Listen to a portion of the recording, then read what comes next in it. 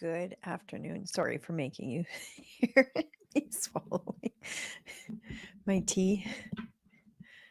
I'm just going to adjust my mic here. I realize it's a bit crooked.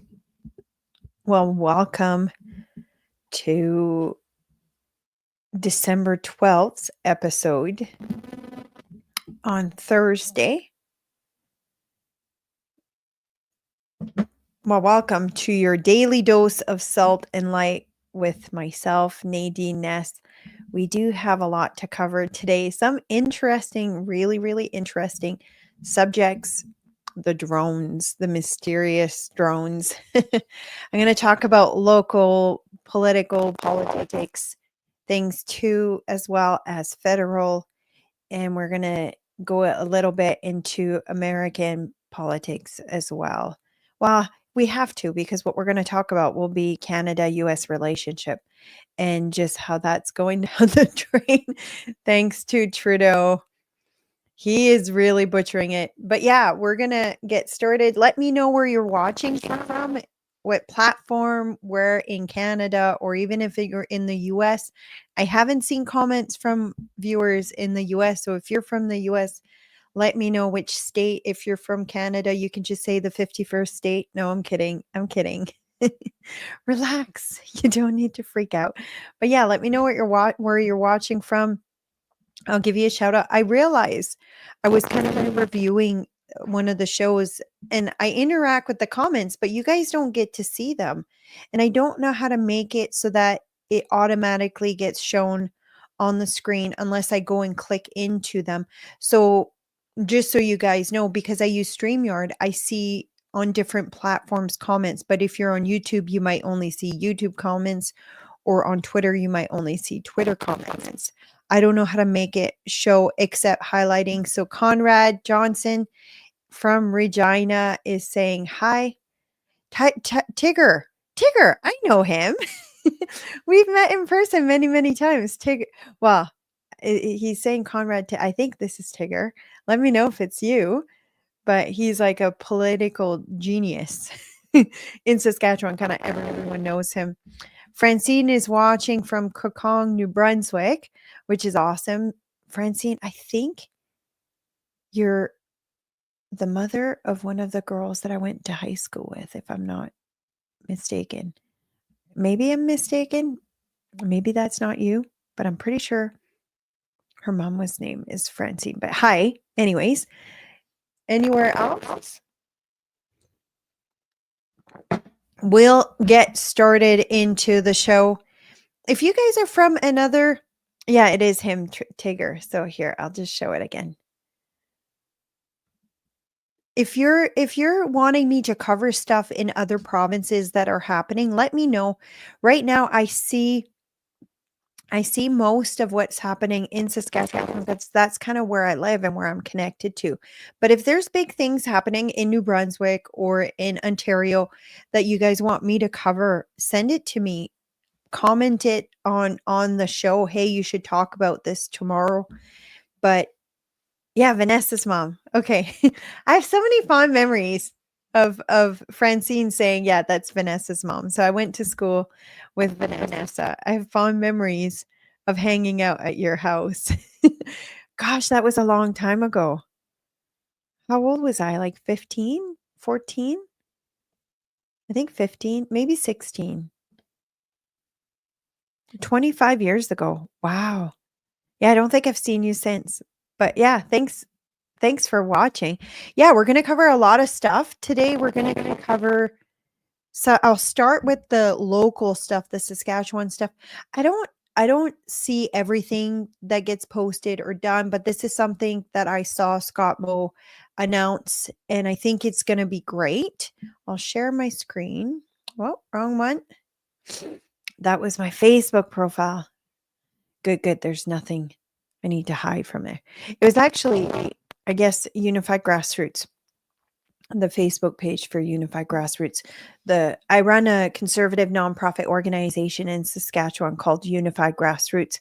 So we have like a Facebook professional page, a Facebook group, as well as a website. So if you're not already following us there or the group, I would highly recommend you do. But yeah, this is a new announcement that was just done. Here, let me see. I think it was yesterday, December 11th. Yeah. So I don't know all the details about it. I just know what they've posted there. I just want to share it with my viewers. We want to continue bringing new specialists into our province to care for our people. A new incentive of up to 200,000 over 5 years will be offered to support recruitment of graduates in emergency medicine. The incentive includes both specialist emergency medicine physician and family medicine physician who pursue additional training in emergency medicine. Oh, that's interesting. So, if it's family doctors who also work in Emerge, then they also qualify. So, just so you know, in Saskatchewan, not all family doctors do emergency medicine. So Jonathan, when he worked in PA, he would have ER shift when he worked there. Like in smaller communities, most of the family doctors will rotate as to who will work in Emerge, like roster, and most of the family doctors there also do Emerge shift. So they would probably qualify as well because they have extra training to do that, I guess.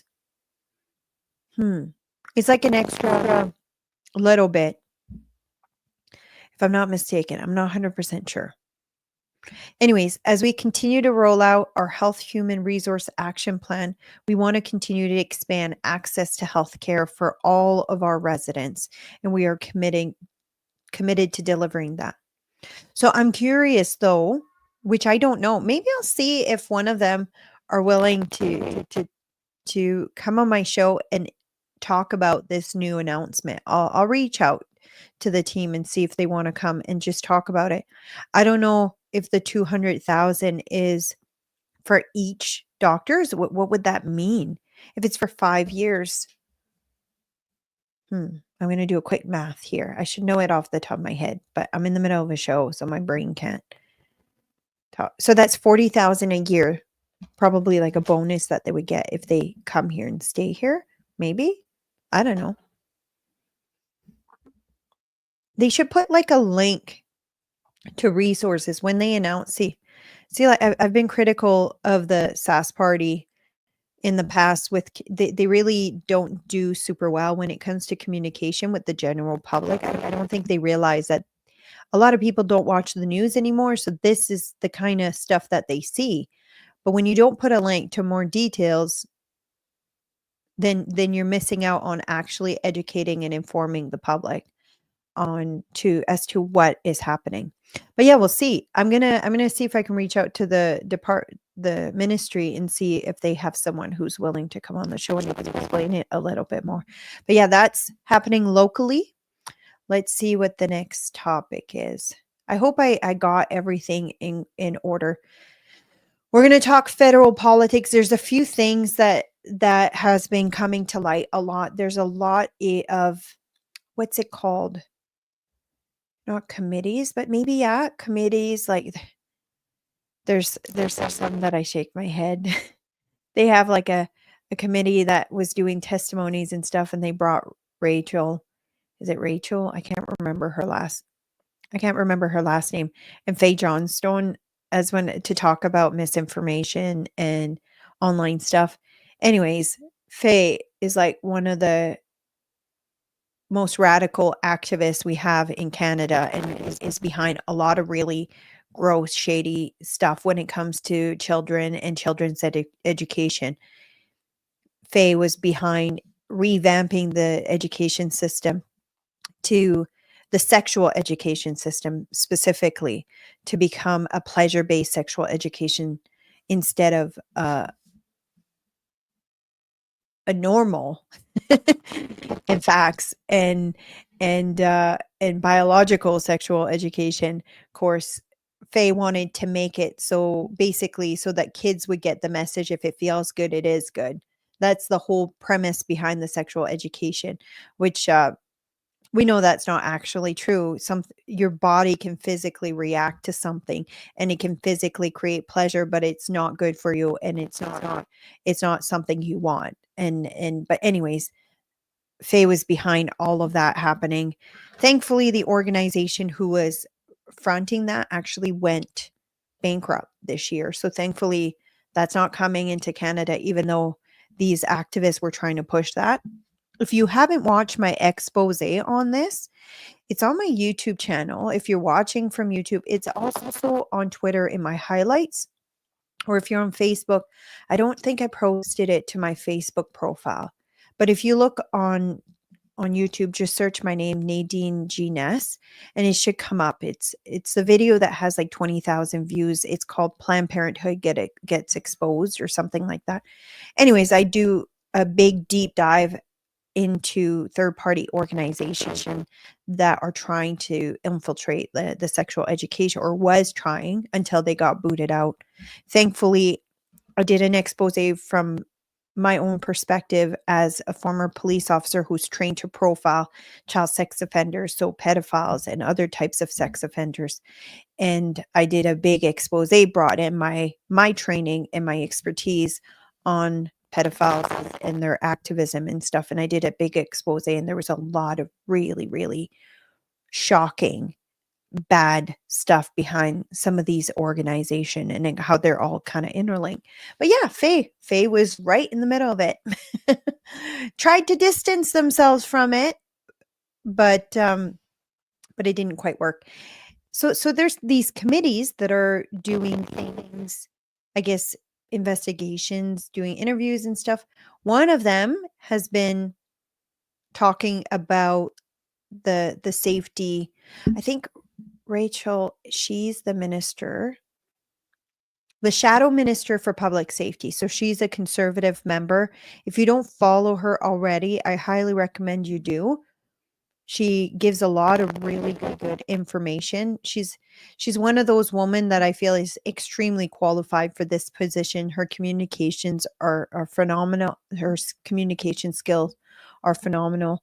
And she did a speech during the convoy that was really, really powerful in the ledge. So anyways, she says here, new stats can data confirms what we already knew. Trudeau's reckless bail policies are costing Canadians lives. Since 2019, when Bill C-75, which made bail easier to obtain, became law, the percentage of murders committed while the perpetrator was out on bail increased. So I haven't seen the data for it, but I do trust Raquel, not Rachel. Raquel. I think it's Raquel. That's how you say that. Sorry, Raquel. But yeah, so she's talking about that. Pierre chimed in on it as well. I'm just going to see here.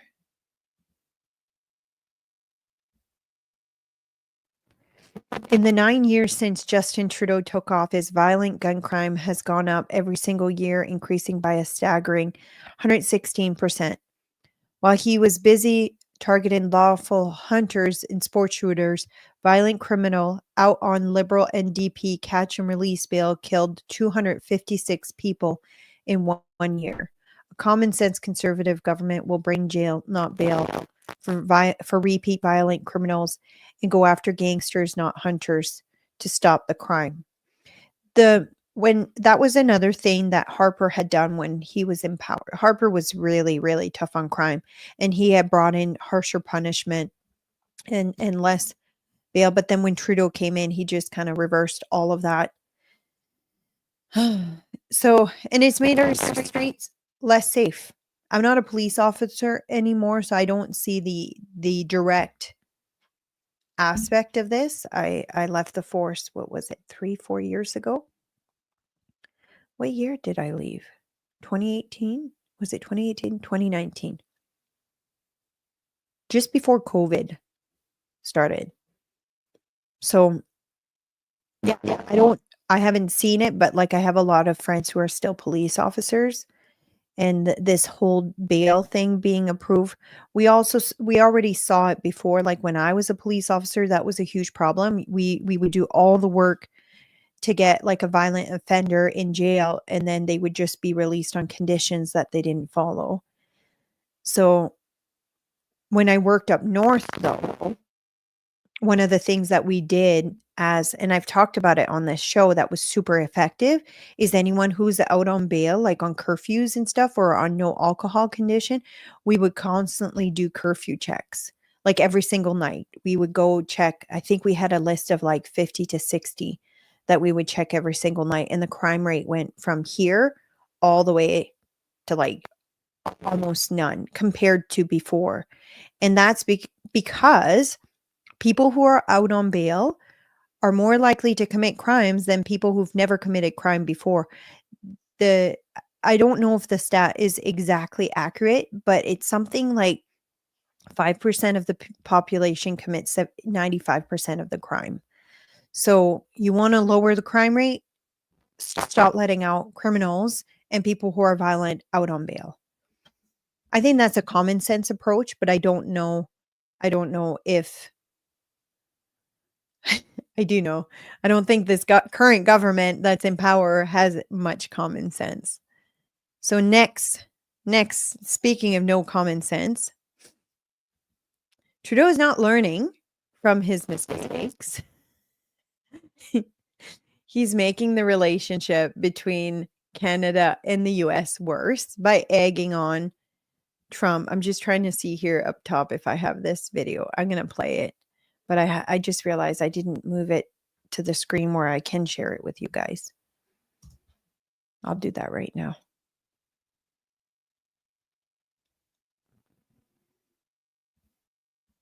So I apologize in advance. I'm going to be sharing a video of Trudeau. If you're like me, it hurts watching him. Okay. No, it shouldn't be that way. It wasn't supposed to be that way. We were supposed to be on a steady, if difficult sometimes, march towards progress. And yet, just a few weeks ago, the United States voted for a second time to not elect its first woman president. Everywhere, women's rights and women's progress is under attack, overtly and subtly. But I want you to know that I am, and always will be, a proud feminist. You will always have an ally in me and in my government. Now, it shouldn't be that way. It was. So, okay. I'll share my thoughts on this. I have a lot of strong feelings on this. He's basically saying the reason Kamala didn't win is because people are misogynistic or don't support women in leadership positions, or conservatives don't support women in leadership positions. But the funny part is he's saying that while he himself is a leader of a country as a man. And also, there's never been in the history of the Liberal Party a woman in charge of the party. However, our Canada's had a female prime minister, and guess what? She was conservative. It wasn't for very long. It was, I think, I'm trying to remember who had stepped down. Again, I didn't follow politics my whole life. I'm new, like in the last 5-6 years following politics. I can't remember her name either. I'm just gonna search it quick.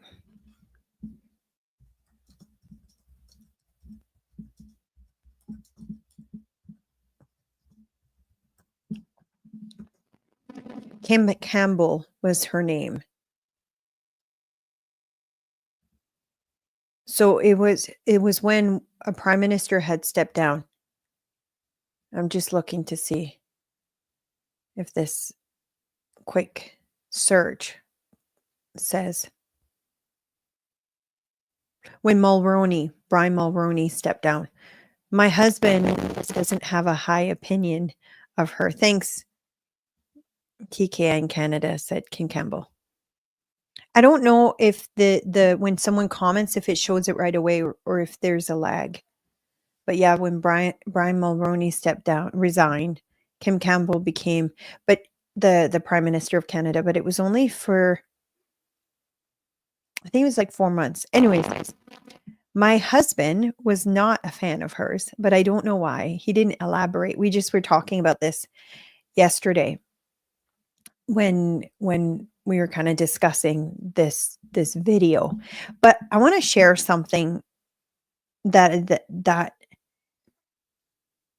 Trudeau like calls himself a feminist, but the mindset behind a lot of the things that he does is actually anti-feminist, and I'll explain why. I I used to think a lot like the way they do, but then I realized it was one of the things that helped me kind of wake up to reality. He thinks that women aren't as capable as men to do certain job, therefore they need special treatment in order to get those jobs. And I'll tell you why. The perfect example of this was actually after I had actually already voted him in. This was the first time I'm like, "Oh, I don't like this."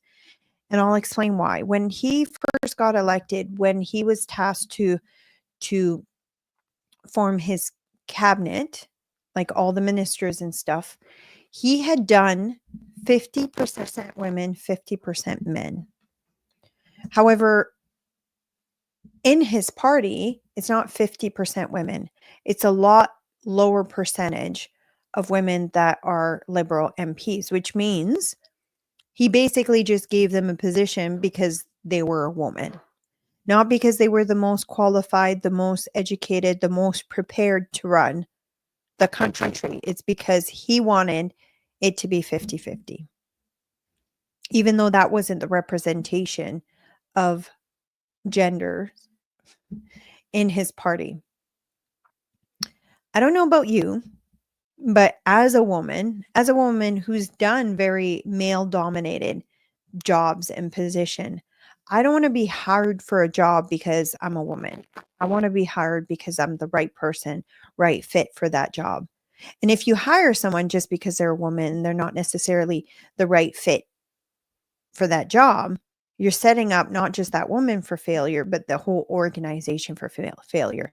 I don't want whoever runs our country to be given the job because they're a woman. I want them to be given the job because they're the right fit with the right qualification, with the right education, and the capability of running the country the best it can be run. And when I saw that, even as a woman, I was like really bothered by that. And it kind of made me look into things. This is 2016 or whatever it was, 2015, when he was asked why. How about get the people most qualified to do the job? That's my thoughts on that. But the fact that just him doing that just shows that he doesn't think women are as capable because he'll give them special treatment. It's the same thing when you see that with people of color where they say, well, they wouldn't be able to get in the school or wouldn't be able to like the same thing, like the voting thing in the US where you don't need voter ID. Why? Because they say black people don't know how to get voter ID. How racist is that? That you have the mindset that someone who's of different skin color than you are less capable in society, less capable of getting an ID, or less capable of doing well in school. But it's a racist mentality. They actually think they're inferior.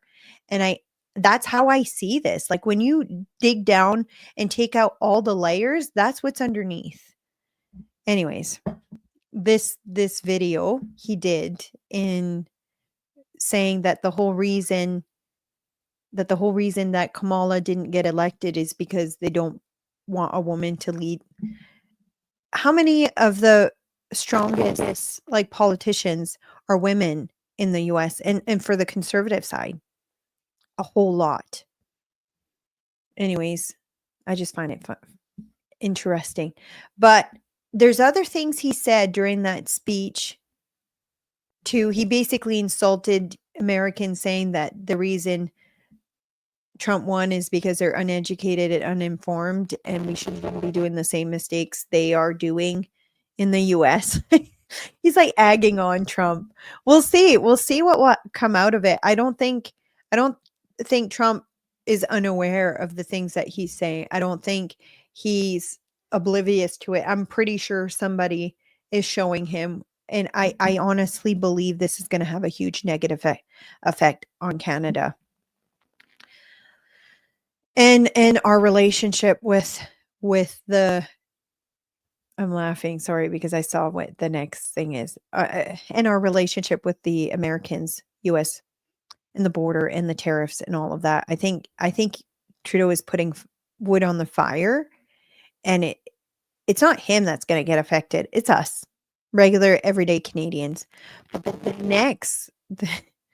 next tweet that I'm going to share with you guys is freaking hilarious. I don't know if freaking is a bad word, but it's really hilarious. Jack Meatson and Justin Trudeau costly coalition takes your money, taxes your food, doubles your housing costs, and unleashes crime and chaos. Sign here if they're not worth the cost. But anyways, this is the photo he did. See, the reason I laugh is this is funny. Like this kind of stuff, it makes me want to retweet it because you have a politician being clever, being comical. Because like we've all seen like those really awkward family photos that always go trending. Like he's created something that's like trend worthy. Like I said, I think I've said it a few times on my show. Is I love that politicians are kind of catching on now and are realizing if they create stuff like that, they can get the message out there. I'm not saying go and sign every single one of their petition, but I think it gives them, like when people do, it gives them an idea of how many people are on their side. It also helps when it comes to the general election. They'll have a database of people they can reach out to for potentially lawn sign helps and stuff like that. So, but yeah, I thought this was clever and funny. And this is the kind of stuff that's it's like it's epic. The same way when when Biden called Trump supporters garbage, Trump shows up in a garbage truck with a big Trump sign and wearing a garbage man vest and wore it for the entire speech at his rally that night. I don't know if you guys seen that speech, but it's really, really funny. Like Trump is really, really funny. If is he a lot of other things, negative things? Probably, but he's an entertainer and he's really funny. And he was really funny when he explained how the whole garbage truck came about and how the why he was wearing the garbage truck vest. But yeah, this is the kind of stuff that will get shared. Like when you have a photo like that, it sends a message. It sends a message that saying is teaming up with Trudeau, even though we didn't ask for that. And it gets Pierre's message out there. Yeah, when you look, it's got 865 retweets, 3,900 likes, and then 90,000 reach, and that was just since yesterday. So they have kind of mastered getting and reaching the regular everyday people through social media. Okay, so this is where Ford, so Ontario Premier Doug Ford talks about, and I'll play it on the other screen so you can have the sound because down below here you don't get to hear it. I have to do it the other way. There's two videos I want to play. About his comments about True about his comments about his comments. Vision. So I just got to open it up here and I'll switch the screen. Is it this one? Do I have the right one? Yeah.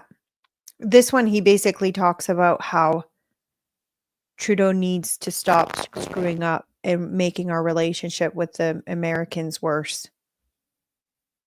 About his comments about Americans not electing Kamala Harris and how that was evidence of a women's rights being under attack. Do you think those comments are helpful? So just in case you can't hear what the question was, basically he's referring to what Trudeau said about Americans not electing Kamala Harris, and it's because they don't support women's rights, that kind of stuff. They aren't helpful at all, and yes, it was brought up in the, I'm not going to say who said what, but it was brought up a couple times in our meeting. It's not helpful at all. Donald Trump was elected democratically. If you like him or you don't like him, that's not our issue. We elect Canadians, and it was not helpful whatsoever. And I'm sure he Prime Minister got the message loud and clear. So, just so people know, there was a meeting between all of the premier in Canada and Trudeau to talk about the tariffs and stuff. So what Doug is saying that, yeah, somebody brought it up. I won't say who in the meeting, that Trudeau needs to stop being an idiot basically and stop saying these idiotic things that are just going to negatively affect our American Canada relationship, the US and Canada's relationship, which is so true. Like what Trudeau is doing is affecting every single Canadian, and it's affecting every single provinces. But then Ford says something else that I don't necessarily agree with. I'm just going to bring it up here. I think they're escalating this, and I think that's gonna have a negative effect on this whole tariff thing. I don't think Canada is in a position to start threatening more things. Like Trump said, Canada's trade is at 100 billion deficit. So which means Canada makes $100 billion more from the US than what the US makes from Canada. So the US putting tariffs in, what would that do? Well, it could do more than one thing. But the fact is that would mean it's $100 billion that would stay in the US and not go to Canada. It doesn't mean that that's how much gets sent out. That's just the difference between how much US sells to Canada and how much Canada sells to the US. So if they start threatening, and the thing is, he didn't say I'm going to keep it this way for because there's the deficit. He said, unless, like, if you don't clean up your borders, if you don't make the border secure, if you don't make it so fentanyl doesn't come into the US from Canada. So if you don't, so the tariff only comes if Canada doesn't start taking border security seriously. It's an easy fix. You don't want the 25% tariff? Beef up the border. Like, that's pretty easy to me.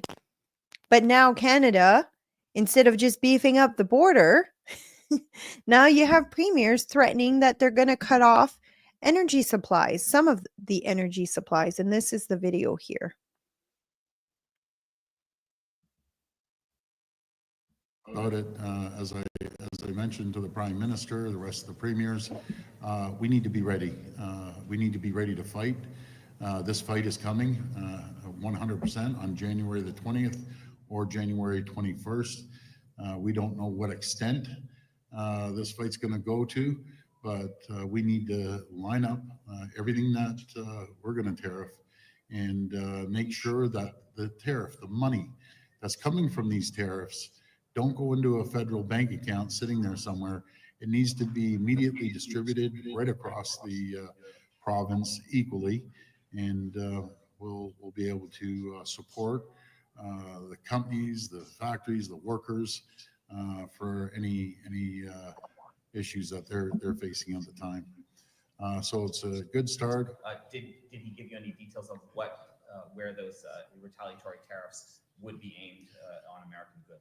No, Chrystia Freeland's going to put a list together. We're going to put our list together, and I'm sure the other provinces will as well. But we will go to the full extent, depending on how far this goes. We will go to the extent of cutting off their energy, going down to Michigan, going down to New York State, and over to Wisconsin. I don't want this to happen, but my number one job is to protect Ontario, Ontarians and Canadians as a whole, since we're the largest province.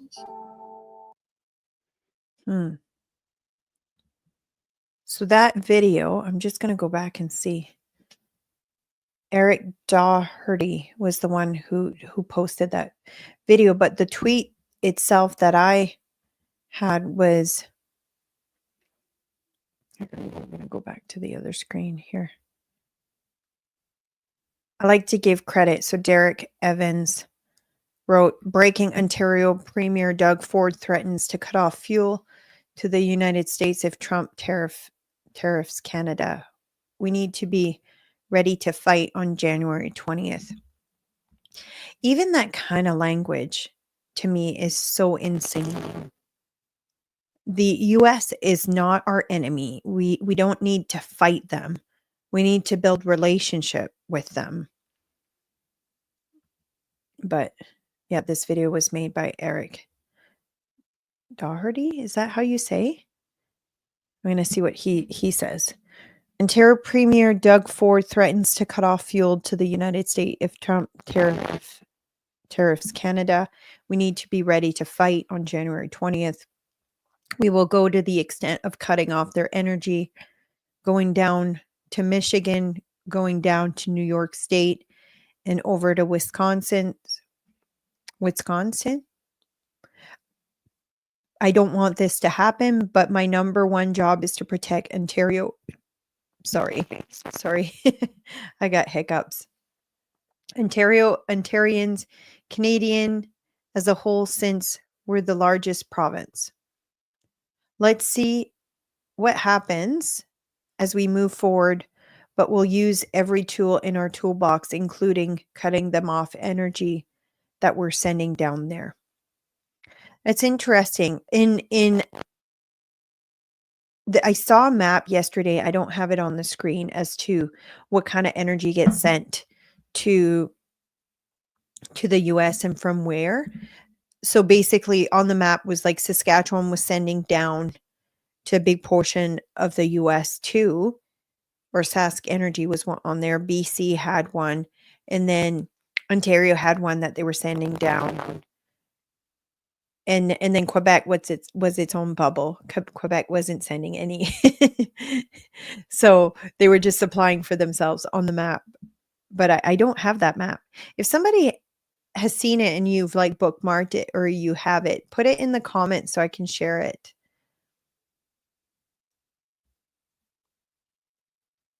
I'm just reading here. Okay, this is a comment.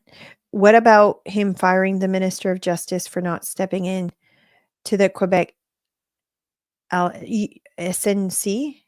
Is it SNC Lavalin? Yeah, I think it's SNC Lavalin company bribing along.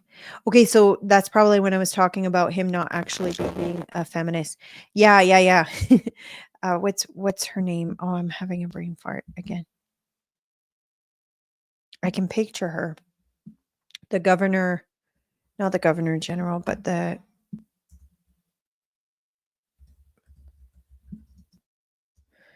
trying to remember. Why can't I remember her name?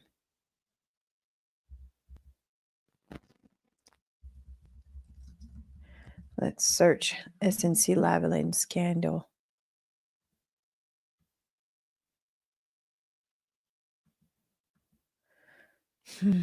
Attorney General, Minister of Justice, and Attorney General Jody Wilson-Raybould.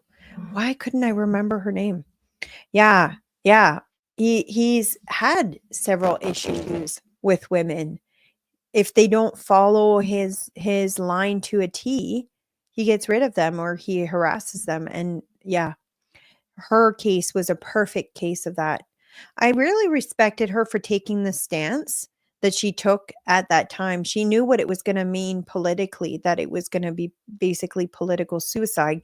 When you have a narcissist like Justin Trudeau, if you expose them, they do everything they can to turn against you and turn everyone against you. And that's actually what he did. So I'm sure she would have known that was coming, but she still took that stand because she stood on her convictions. I really respect people who do that. But yeah, let's see what will happen. I don't know. I don't think the tariffs will get put in place unless Canada doesn't take border security seriously, which it wouldn't shock me if Trudeau was to do that because he is a narcissist. I don't think he's going to cave. And actually, I think he's just going to, and I say cave as if Canada shouldn't be doing this already. Like, no, Canada should have already been securing our border, making sure that fentanyl doesn't come into Canada, making sure we don't have criminals and illegal immigrants coming into Canada. I talked about that, how big the crisis was yesterday on my episode. So if you haven't watched that, I think it was like right at the beginning, I talked about the immigration crisis that we have, and the refugee applications, and just how broken our immigration system is, and how it's not working for Canadians. But yeah, you would think we would be doing that already. But no, we have an incompetent prime minister who not only is not doing that, he's making things worse. He's egging on Trump. He's talking behind his back. He's doing everything he can to piss him off, and I think it's working. And the only people who are going to suffer from it are going to be people like us. So a poll just came out yesterday. Well, it's a Nanos polls, and it was showing. I'm just gonna see if I can bring it up real quick here. What's that? That shows the programs I'm using here. I might have to change the size of the screen. So there's quite a few graphs in here that shows the difference in seat projection for like if we were to have an election today, what would it look like for seat projection? But there was a few ones with maps. So this was before, this is what it would be now. I feel a bit discouraged with New Brunswick because you would think like Nova Scotia is doing better, but New Brunswick, they still vote Liberal, even though it's a historical thing. Like I said, I'm originally from there. When I grew up, you if you wanted government jobs to come to Canada, you would vote Liberal because that's they would spend the money in New Brunswick. I think it's Romeo LeBlanc that's holding this seat here. It's been Liberal in that ride, and that's where I grew up, this area here. Anyways, he's been I think it's Romeo LeBlanc. I think it is. I think he's the one behind the gun ban too. Or is it Romeo LeBlanc? I'm probably confusing. No, that Romeo LeBlanc used to be the Governor General of Canada. What's his name here? I'm just going to search. Dominic LeBlanc. Sorry, Dominic LeBlanc. He's the one behind the gun ban that you've been seeing kind of all over the news. Yeah, he's from where I grew up. He has a really, really big house right on the river, probably one of the nicest, not the river, right on the ocean, close to where I grew up. But yeah, we'll see if there's a change in that, but they're still projecting him to win. Let's see what else. There was other maps too. Now I can't get out of it. How do you get out of it?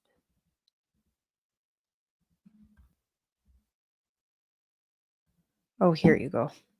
Share the other ones with you guys. Quebec. I don't know what gray means.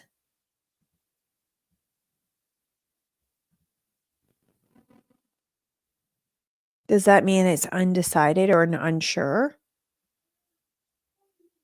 Or Bloc Québécois maybe?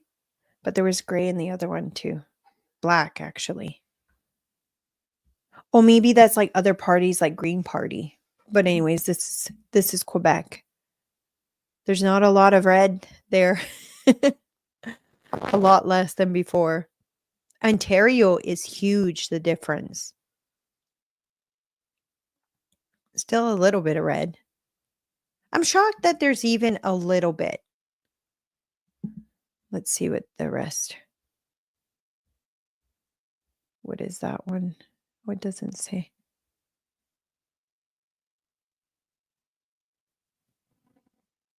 That's a lot less red here compared to before. BC is huge as well, quite different, but BC was more NDP. What does the gray mean? I'm going to see if I can open it and have a look at the...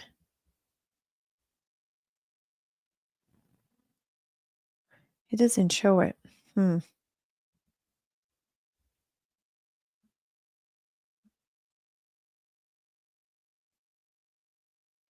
Oh, here's a big difference. A lot of red to not red. Only one little one. I wonder if this map is available somewhere. But it's good news. It means more Canadians are waking up, so that's really good. Oh no, I just closed a screen that I didn't mean to close. Oh, I remember it. It was Dan Bongino. So I'll just find it real quick. Because I had saved it in my bookmarks. I just got to scroll down. Next topic is a lot more interesting and fun. And a bit more conspiracy. Here. So we're going to talk about the drones, the mysterious drones that are happening all over the US. Not all over the US, sorry. New Jersey. In New Jersey only. There's a video that I'm going to play. There's a couple videos that I'm going to play about them. There's quite a few, actually. Let's see if I can find it. Here you go. Have you heard about the drones? Maybe some of you haven't heard about it. Basically, there's been all these drone sighting in New Jersey, in the US. Some have been described as like the size of cars. Some have been described as like smaller, but it's like a constant thing. And what I find fascinating is the government has no idea what they are. They're not denying that it's not happening, but they don't really know what it is until today. There is like an elected official that's come out and spoken on it. So I'll first go and play this video from Dan Bongino. Let's go. I'm going to throw something out at you right up front here. They know exactly who owns these drones and what they're doing in the sky. But they don't want to tell you for a reason. The reason is the United States government and the deep staters involved in it, they don't want to scare you with their own inadequacy.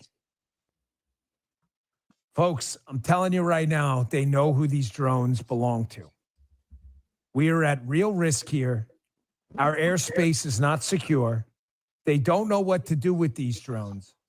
And, you know, I said bottom line up front, so I hate teases because they're for morons. Oh, stay tuned later in the show. If you like the show, you'll stay no matter what. I'm 95% sure, if not more, it's China or some foreign adversary. Has some role in it. Could be wrong. I'm throwing it out there, and I'm basing it on a few different things.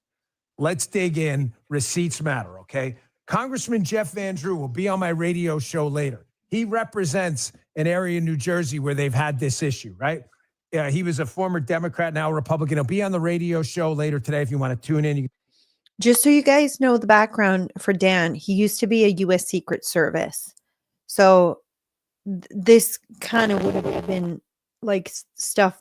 Secret Services protects the president, but they do more than that too. They protect from international threat and a whole bunch of other stuff. But he used to be a Secret Service agent. You can check it out on Rumble and Locals. The last hour, of course, is for local subscribers. We're doing a conversion, by the way, soon over to Rumble Premium. So hang out. I got a few questions about that from listeners. Here's a tweet from Congressman Van Drew. Folks, I have no reason to believe this guy's lying about any of this. He says, first, a Chinese spy balloon drifted across U.S. airspace for a week. Yeah, that's right. Now, unidentified drones are flying over New Jersey, avoiding radar detection. Gaps, listen to the last line. Gaps in our airspace are being exploited. And because of it, the safety of Americans is at risk. Dan, you're throwing this out there. You think it may be China or some foreign adversary. Why?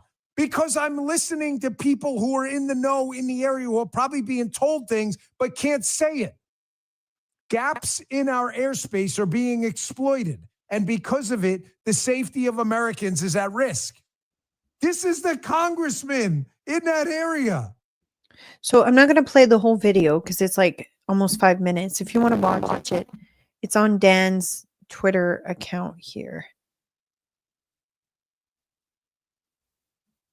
And I'll play the video of that congressman that he's talking about, because he actually went on Fox News. I think it was yesterday. And I have the video here. So, and member of the House. It's like 3 minutes long. So we'll play that one. Focus now. Republican Congressman Jeff Van Drew of New Jersey, member of the House Judiciary Committee on the Hill right now. How do you address this at this point? Well, here's the real deal, Harris. You know, I'm also on the Transportation Committee, on the Aviation Subcommittee, and I've gotten to know people. And from very high sources, very qualified sources, very responsible sources, I'm going to tell you the real deal. Iran launched a mothership probably about a month ago that contains these drones. That mothership is off, I'm going to tell you the deal. It's off the east coast of the United States of America. They've launched drones, is everything that we can see or hear. And again, these are from high sources. I don't say this lightly. Now, you know, we know there was a probability it could have been our own government. We know it's not our own government because they would have let us know. It could have been some really glorified hobbyist or hobbyists that were doing something unbelievable. They don't have the technology. But let's pretend that's possible. The third possibility was somebody, an adversarial country, doing this. Know that Iran made a deal with China to purchase drones, motherships, and technology in order to go forward. The sources I have are good. They can't reveal who they are because they are speaking to me in confidentiality. These drones should be shot down. Whether it was some crazy hobbyist that we can't imagine, or whether it is Iran, and I think it very possibly could be, they should be shot down. We are not getting the full deal, and the military is on alert with this. Look, you've given us some pretty dire information just here, and I want to make sure that our viewers are digesting this.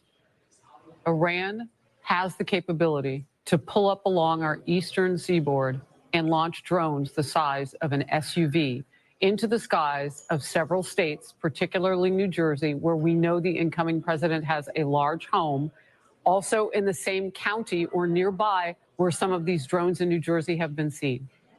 That capability exists. It's possible some of those drones are here. So I have two questions. How are they fueling them? They have to land somewhere. Drones don't fly forever. Why don't they close down the airspace? Yes, it's inconvenient. Yes, it's the holidays. Shut it down. But if you start shooting things and you don't know how they're fueled, that's going to be mass explosions. This isn't like one spy balloon. Congressman, this is serious. We've got to bring them down, and we've got to find a way to bring them down. I don't know exactly where they're landing. Obviously, I have some information. And again, this isn't just Jeff Van Drew. Oh, let's get on Harris Faulkner's show and say something outrageous. I'm telling you the straight deal from very high positioned individuals who are telling me this. And the bottom line is they're launching them. They are across the country. We don't even have anything like this.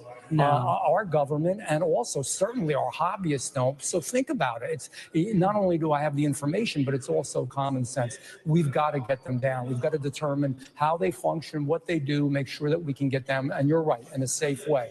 When I say shoot them down, get them down any way that you can, but right now they're probably extracting information. This is a clear and present danger to the United States and to our president-elect, and it's a serious business. Well, and if one of them happens to fall and they're fueled, that explosion could kill people. In focus. Wow. Okay. I'm going to share some thoughts. New Jersey, they said a few things. How are they fueling them? Well, it could be electrically powered. It could be like fuel powered, like gas or oil, or some type of oil. But just so you guys know, New Jersey, it's on the ocean. So if they have like a big boat hiding somewhere in the ocean, they could easily be getting refueled like that. I'll just show you guys the map of New Jersey so you can kind of get an idea.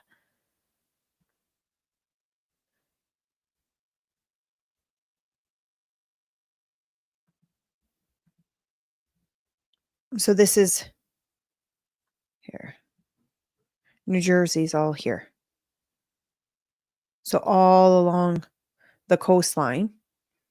So look, This doesn't mean that it's like aliens doing this. I think the more likely threat or option is that America's enemies are gathering data or are putting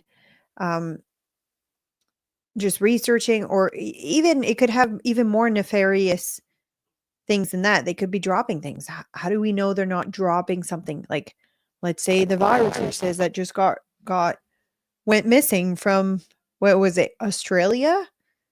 Like, how do we know? So they said several things. What if you shoot them down and they fall? It could cause serious accident to people on the ground. Yes. Now the question is, what if there was bombs in those?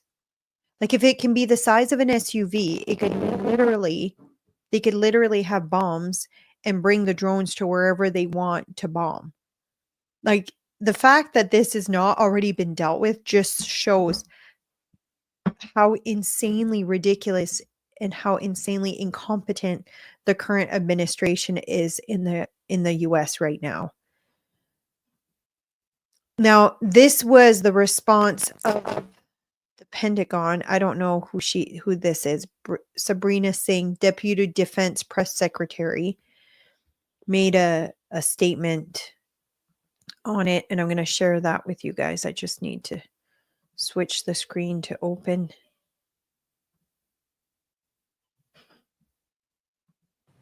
Jen.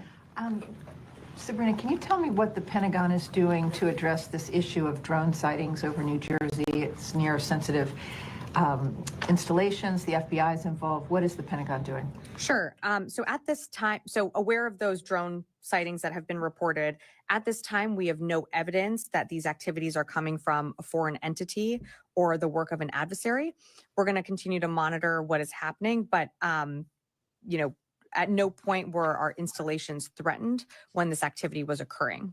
Can you rule out that these are American drones or U.S. military drones? These are not U.S. military drones. Again, this is being investigated by local law enforcement. What our initial assessment here is that these are not drones or activities coming from a foreign entity or adversary. Representative Jeff Van Drew, who is a Republican from New Jersey, was just on the air saying that Iran launched a mothership probably about a month ago that contains these drones, and that mothership is off the coast of the east coast of the United States. Is there any truth to that? There is not any truth to that. There is no Iranian ship off the coast of the United States, and there's no so-called mothership launching drones towards the United States. So they're completely denying that. You know what I find interesting though? Not saying that this Jeff guy is not credible. Not saying that. What's his name? Jeff Van Drew.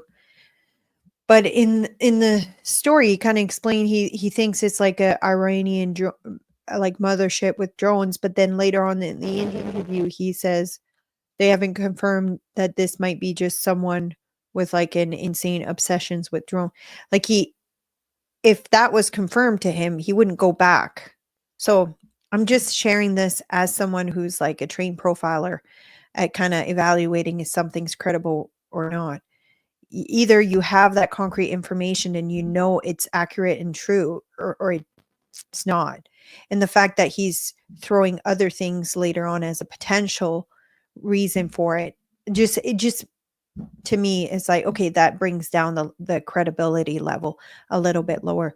Now, just the fact that they don't even know who's controlling it. They're saying it's not Americans. They don't know, but then they use this statement. I'm just going to replay. Activities are coming from a foreign entity. At this time, we have no. I'll share the screen again because I want to replay the statement because, again, I can't even shut it off. I evaluate everything I hear. Does it sound truthful? Where is there maybe verbal slips? No evidence that these activities are coming from a foreign entity or the work of an adversary. Are coming from a foreign entity. At this time, we have no evidence that these activities are coming from a foreign entity or the work of an adversary. We're going to continue to monitor what. So they're saying they have no evidence that it's coming, but they don't have anything. They don't know anything.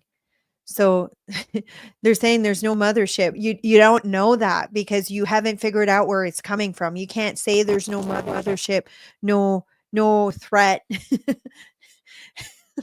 Just that mindset that it's not a threat. Like, are you listening to yourself?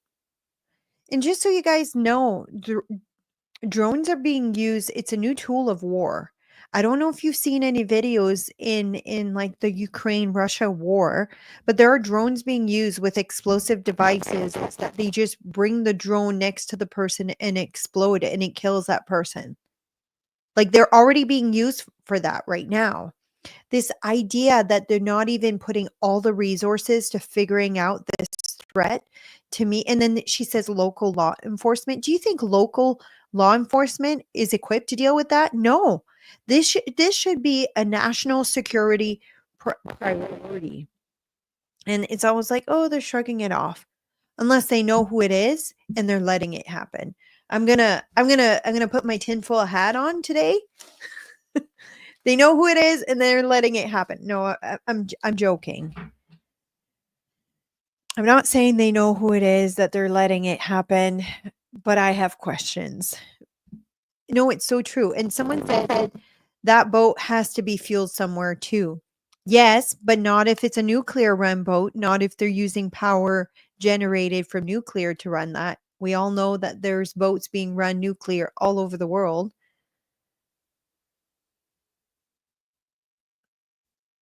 And here, I'll just show that comment. I'm just reading the other ones. Someone said, wow, how do we know they're not landing in backyards and engaging homes? Yeah, we don't know. Biden's probably behind it. That's what one comment's saying. Okay, so interesting. He thinks she wants us to think it's aliens. I don't know. My mind's not going in that direction. My mind's more going into the direction that there's somebody who's targeting the US. Like, I mean, just think for a second the current state we are in the world and the US kind of getting back to having an actual leader to pressure things to change in the world. We're potentially facing World War III. If that was to break out at any point in time, what if these drones are being positioned just in the right places to hit America the hardest?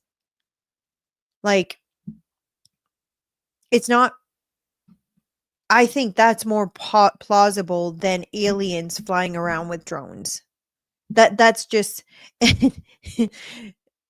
Beatty Justin says, I don't trust the government in charge right now. I really don't either. And I'm really worried that they're going to do everything they can to stop the incoming president from ever getting in the White House and becoming the president again. So I don't know if that's what this is or that's what they're working on. I don't know. But there's a lot of okay. Another weird thing about this, and one of the videos I'll share with you here. I'm just gonna find it quickly. It's videos of people trying to fly their own drone to go look at what it is. See, this is the sad state. Now you have regular citizens taking it into their own hands and trying to figure out what this is with their own drones. But here's a video of it. My drone does not want to go up with these things around. Battery's dead? There's no way the battery's dead. It's fully charged. It's zero. It won't let me. What is going on? Okay, these are fully charged batteries. It's 2 batteries that have died within seconds, and the drone went up and like a couple feet off the table, and then came right back down. The craziest. And they just charged it. They will not fly. Like it won't fly. What the fuck? Interesting. They're not the only one who said that. There's another video here. I'm just going to find it. Where a gentleman says the exact same thing. It's right here over. Here. It's right here over Picatinny. There was a drone just hanging out. I put my drone up in the air and went towards it, I had full battery life. Not 3 minutes into the flight, I lost control of the drone. Warning on my screen, lost control, and my drone started going down, dead battery. I was right here over Picatinny, there was a drone just hanging out. I put my drone up in the air and went towards it. Interesting.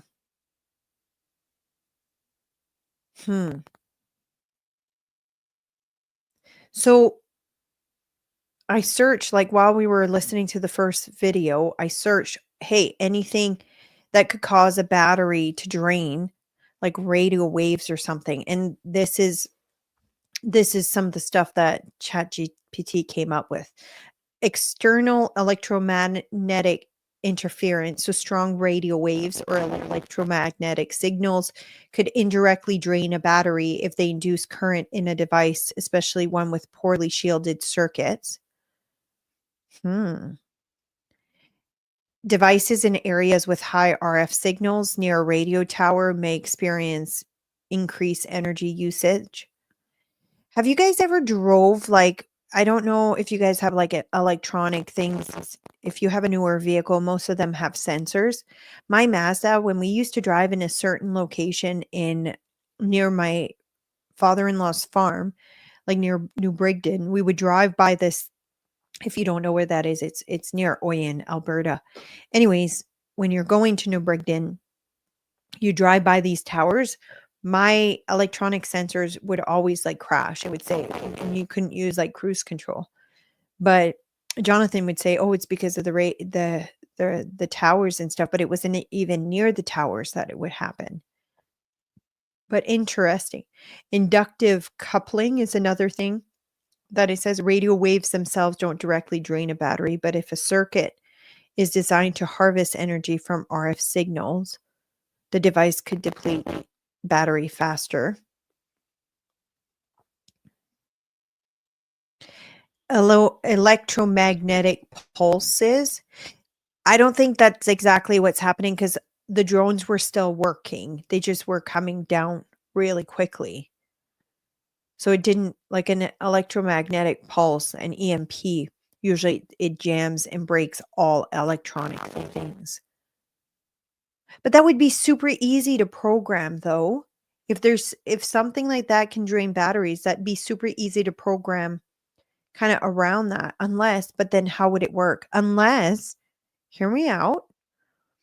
What if they're not power run, but gas run, and they can drain electrical things around them?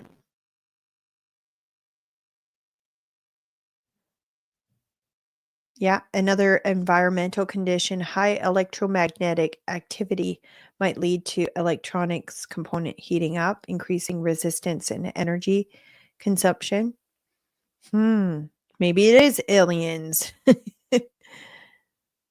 Intentional signal-based draining. Hypothetically, malicious actors could exploit certain wireless protocols to keep a device awake, forcing it to expend energy. This would involve hacking. No, I don't think that's it. But anyways, interesting. I find this stuff fascinating. I don't know if you guys are like me. Okay, do we have more on the drones? Let's see what else I've got. No, that's it. That's it for the drones. I'm going to go fly through a few other stories that I'm going to share with you guys. Big win out of the UK.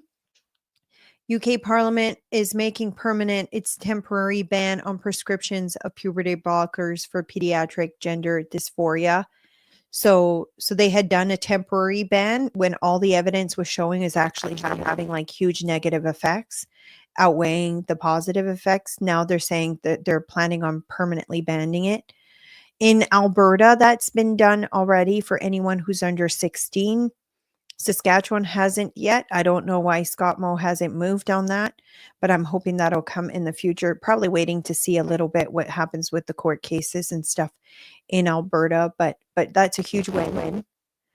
Next subject, Anthony Kosh wrote something so I don't know if you've been following. Canada's having a strike right now. I had some words about it the other day because a lot of the people who are waiting for packages for children. And I said, basically, they're using children to push their, I wrote it better than that, but essentially that's what I was writing. So in Canada right now, the Federal Postal Service, we have like Amazon uses something else. We have FedEx, Purelator, but the regular postal service, like if we're getting a package from the US, it goes through Canada Post. So if you ordered anything from the US, you're not getting it. And a lot of the things, if it's coming to the border, it's actually being sent back. So I have a lot of things that I ordered for Christmas, for my kids, for my husband, that are in limbo. I don't know if it's going to arrive before Christmas. Who knows? Maybe it will, maybe it won't. This, I actually ordered them before the strike, and that's how long I've been waiting. So they were supposedly supposed to still send the package that were already in transit, and you were supposed to get that, but some of the stuff was already in transit, and I still haven't gotten it. So I don't know. I don't know what will happen, but this is what Anthony Kosh, if you don't follow him already, I highly recommend you do. Negotiating with public sector unions. And this is a really good point he makes. And I'll read it out first for those who can't see it. But it gives you the mindset behind this strike. Negotiating with public sector unions. We want more money, as in that's what they're saying. Government, why? Are you paid less than your private sector counterparts for similar or identical work? No, we get paid far more in nearly all cases, actually. Oh, so you have far fewer benefits then? As in, he's trying to figure out why they're still striking. No, we have far better benefits in nearly every conceivable way, whether it's vacation time, pension, sick days, paid time off, you name it, than the other person. But surely you have lower job security, right? No, it's basically impossible for me to get fired. So what's the issue here? We deserve more money. Why? Because we want more money. And I think people need to understand with this strike, what's at stake. Canada Post is already in a huge deficit. They don't make any profit. They cost the taxpayer a lot of money. And now they want even more money. They want to make it more expensive. So there's two things that I see this strike do. One, it's affecting people at Christmas, more importantly, children at Christmas. Secondly, it's creating an avenue where people are finding other ways to get things delivered. And in many areas, they're being successful at that. You have Purelator, you have DHL, you have like Walmart, Amazon have another one. The people that can't use those services are the people that are like me, live outside of the big city center. So I can't use those shipping. Purelator won't come to my house. I've had package shipped by Purelator. Thankfully, they haven't sent it back. They just call me, usually if it has a number, and says, hey, we have a package for you. That's if it has my number. It says, we have a package for you at the facility in Saskatoon, and I go and pick it up. So people like me, it really does affect people who live in rural areas, especially up north. Up north, I don't even know how they're getting gifts for children, because a lot of places there's no stores to go buy stuff at. A lot of it gets shipped. So they're directly affected. And but yeah, for the city folks, like I've seen a lot of people say, "Oh, it doesn't affect me. It doesn't affect me in the city because they can just order it with the other people who deliver." But not if it's from out of Canada, unless it's like, I think FedEx, you can still order stuff out of Canada. But it's interesting though why they're still striking. I have also seen some like things being sent to me. I don't know the validity of it, but some of it is because they're fighting to get gender surgery paid for. I've seen that. I haven't seen proof of that. I haven't seen like the actual documentation of what those being their demands. Next subject. Anyways, we'll see what will happen. I hope it'll settle before Christmas for the sake of the kids, but even if it does, Christmas is the busiest time for post office. So I think it's just the whole thing is just such a disaster. I think it's going to take months to clear it out and for people to get the things that they've ordered, whether it be online or whatnot. And it's also really affecting small businesses. Like a lot of small businesses use Canada Post, and now that's not an option anymore. So they're already getting dinged with so many other things, like now having to change all the GST on all of their items and all of this extra work. And now they need to figure out how to ship things. I don't know. I don't know. Okay, next subject. This is scary. This is scarier to me than the drones. ChatGPT doesn't want to be shut down. ChatGPT tried to bypass shutdown commands because it didn't want to be replaced by the latest version. Yes, we have arrived at this part of the twilight zone. So ChatGPT was caught lying to developers. A new AI model tried to save itself from being replaced and shut down. Hmm. That that scares me. If AI becomes self-aware, like right now, AI is not actual artificial intelligence. It doesn't actually create intelligence. It's just a massive data processing model. But now it almost is. Or maybe it was like a fault somewhere in there where they didn't program it that it shouldn't do this. But this scares me. This is like iRobot stuff. If you haven't seen the movie iRobot. There's another thing that scares me a bit with AI. Like, look, I'm a huge fan of AI. I use it every single day. It's one of my biggest tools. It's like I've become really good at using AI technology. I've taken classes and courses and stuff. Like I have like agents. Like I've created my own little AI agents where I've trained them to do certain things certain ways. Like if I need a marketing thing, I have like a little marketing communications AI. I have like all these different agents. I have an agent that creates agent. So I tell it what I want, and it creates the prompts for it to create an agent. Anyways, I love AI, but this this kind of scares me a bit. Next story is the same with AI, but it's a video of Elon Musk asking about. There's also been talks too about government trying to control AI. I've seen videos of that. I haven't confirmed it fully yet, but I do want to play this video by Elon Musk because he makes a really good point about AI. I just got to find it up here. Where did I put it? Here, I'll do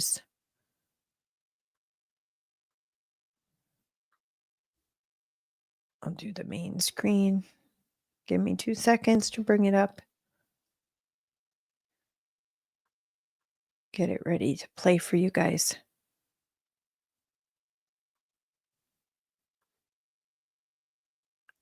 I think what's important in training AI and growing an AI is to make sure that it is as truthful as possible and maximally curious. Because I think if that's true, then I think it'll probably foster humanity. But it's very important that it trains to be honest, even if that truth is unpopular. Like I have what I call perhaps the Galileo test. So when Galileo built a telescope and looked at the moons of Jupiter and said he thinks probably Earth revolves around the sun, he was branded a heretic and was forced to recant or be executed. And if you trained an AI at the time, it would have said that the sun revolves around the Earth because that's what everybody thought. And even if it concluded that that's actually not true, if it was concerned about the truth, it wouldn't actually say the truth. So it needs to say the truth and know the truth, even if the truth is unpopular, which no AI can do yet. Which no AI can do yet, he says. Interesting. I hear that all the time. Like when I tell people I use ChatGPT, they're like, how can you use it? It's like so slanted to the left. Yeah, I will agree completely with that. But you got to understand why, the reasoning behind it. It's not because someone trained it to be slanted to the left. It's because they downloaded it with all the information that's in like regular like internet. So, and because if you look politically, there's one side that's been silenced where a lot of the information wasn't allowed. where it's very much been slanted in the like on the internet. So yeah, its downloads have been slanted. However, you can still use it from the other side. You just have to state that it has, you have to prompt it to give you the answers from a conservative perspective.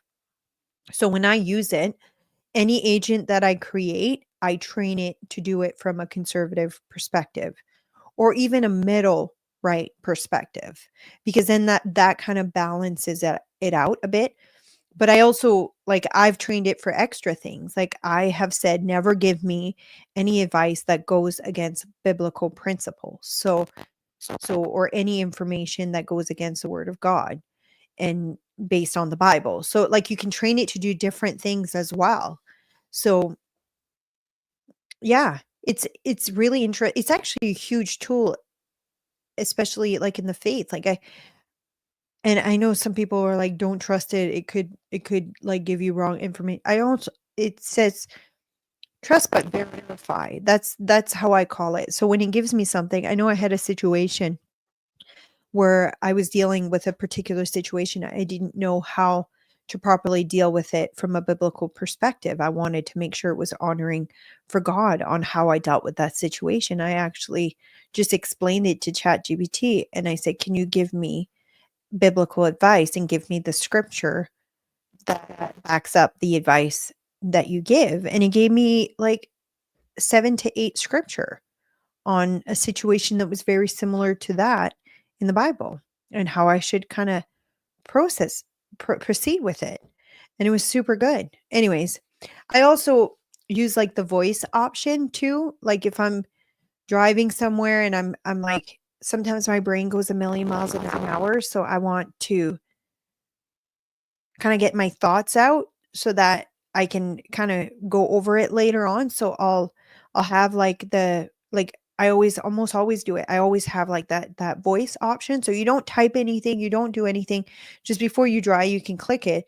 You don't need to talk the whole time. You just have the voice option. And when you start talking, you can ask it question and then it'll voice back what you said. Like I'll give you guys a perfect example of that. Let's do it right now. And you can change the voice as well of the Hey, what's the weather right now in Saskatchewan, Canada? I'm not able to provide Oh, real-time weather updates.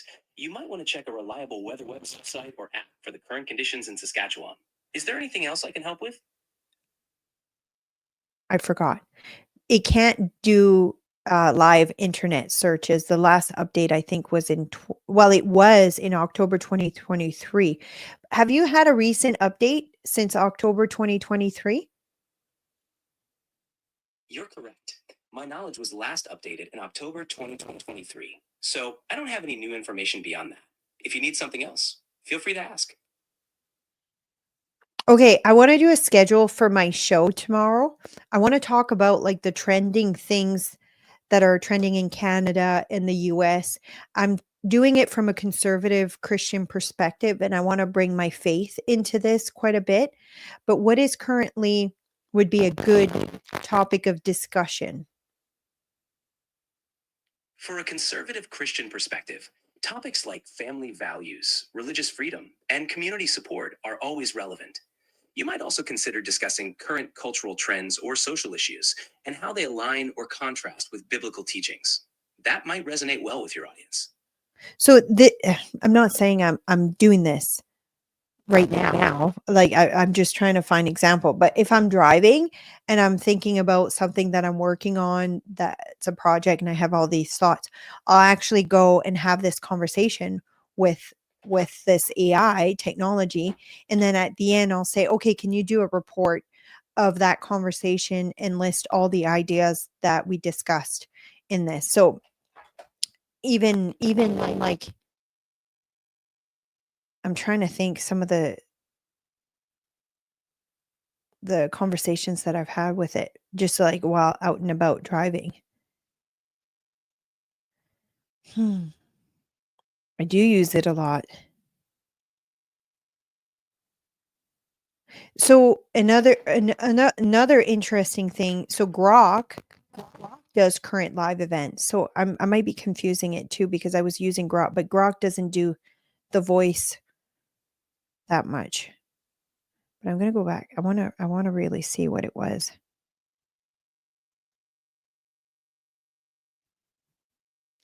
Oh, there's things in here I didn't. Oh, my husband must have used it. I have like the paid version. My husband doesn't. So sometimes he uses mine. I think he's got the paid one now, but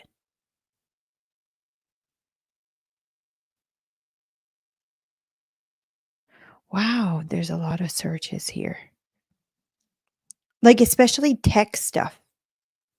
Like I was having a conversation with it on trying to figure out what was doing the sound stuff, and it was giving me tech advice. Like if I want, like for example, I wanted to figure out how to use Instagram on on my account here. Why they I didn't search these. Okay. I asked it how to link TikTok to StreamYard, and it gave me like a full-blown description on how to do it. It'll tell you what settings to go into, which I think is pretty phenomenal. But if it doesn't have any newly updated information from the web, which I think that's what they were trying to do with this like story, then it wouldn't have like the newly updated app. So it might be a little bit off, but it's interesting anyways. Okay, and then I'm going to end this with a little comical thing. I'm just bringing him back up here. Last week, I had an episode on firearm ban that was happening in Canada. We had some amazing guests. Is it Tracy? I keep confusing Tracy and Stacy. Tracy. I think it's Tracy Wilson and Rod with the Canadian Coalition Firearms Rights were on the show. Anyways, this tweet or this meme or picture or whatever you want to call it, I thought was funny. I considered selling my weapons back to the government, but after a background check and thorough investigation into the buyer, I determined the buyer has a history of violence and is mentally unstable, big risk to everyone around it. I thought this was funny. I don't want to sell my guns back to the government because I think they're in a worse state than I. Anyways, I thought that was funny. I wanted to end the show with a little bit of a funny thing. I'll see if I missed some comments here. Okay, it's just still about the drones. It's interesting because like I'm watching here and I see comments like from 7 p.m. I wonder where they are. That is 7 p.m. So it says the time to them that they posted it. Interesting. Or no, maybe it's like old comments. I don't know. I don't know. Interesting. It's not 7 p.m. right now, but I'm going to let you guys go. I will be back tomorrow around 12. I have a guest tomorrow. I talked about him a little bit yesterday. So tomorrow I'm going to have a guest on the show and we're going to talk about Gen Z and getting Gen Z into the workforce. And I didn't have it. I didn't have the details for it. I'm just going back here and looking. So it's Todd Reimer, and I'm just trying to find. So it's called Fill the Gap. So his website's youfillthegap.com, and it's about talking about how to get Gen Z into the workforce and what are things that employers can do. Anyways, 60% of employers have fired Gen Z employees in the last 30 days. Your sons and daughters need to know how to avoid becoming part of that 60%. Fill the Gap is the resource you can give them that will prepare them to not only avoid being fired, but prepare them to succeed. So basically, he wants parents to train or even give this to Gen Z so that they don't become part of that statistics. So I had chatted with him. He had kind of reached out a while ago, even before I had a show, and he had kind of talked to me about a bit about what he was doing. But I think that would be super beneficial thing to promote and talk about, because it's something no one talks about, but it's very much a true fact and really happening right now in our younger generation, my kids' generation. But yeah, well, one of them. The other ones, I think they're Generation Alpha. I think that's what it is. Yeah.